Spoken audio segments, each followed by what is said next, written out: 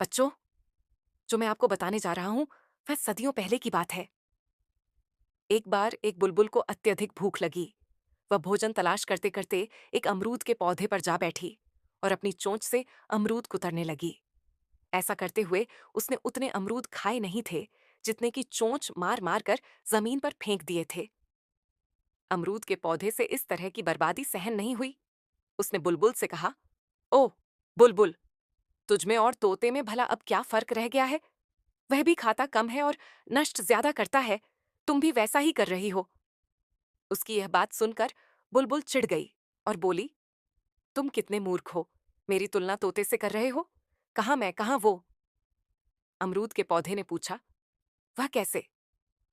मैं अगर पेट भरने के लिए फल खाती हूं तो साथ साथ तुम्हें मीठे गीत भी तो सुनाती हूं, है ना? बुलबुल ने कहा। अमरूद का पौधा कुछ देर सोचने के पश्चात बोला, बात तो तुम्हारी सही है, लेकिन यदि तुम केवल पके हुए फल ही खाओ तो तुम्हें भी खाने में आसानी रहेगी और मुझे भी पीड़ा कम होगी, क्योंकि पके हुए फलों को तो एक दिन झड़ना ही होता है।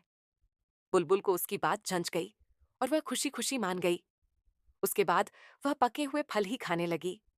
जब उसका पेट भर जाता तो वह एक भी फल को व्यर्थ चोंच न मारती। एक दिन सुबह सुबह शीतल हवा में झूमते हुए अमरूद के पौधे ने पास खड़े अनार के पौधे को यह सारी बात बताई। अभी दोनों पौधे बातें कर ही रहे थे कि इतनी देर में एक लड़का वहां आया और छड़ी की सहायता से अमरूद के पौधे पर वार करके अमरूद झाड़ने लगा। उसने कच्चे, अधपके और पक्के सभी तरह के कितने ही अमरूद झाड़कर जमीन पर गिरा दिए।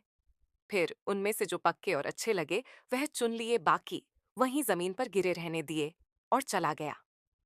उसके जाने के बाद अनार का पौधा बड़े दुखी मन से बोला, मित्र अमरूद, बात तो तुम्हारी ठीक है, पर जो बात बुलबुल को समझ आ गई वह बात इन मनुष्यों को कब समझ आएगी? अनार के पौधे की बात सुनकर आसपास खड़े दूसरे पौधे और उन पर बैठे पक्षी सोच में पड़ गए।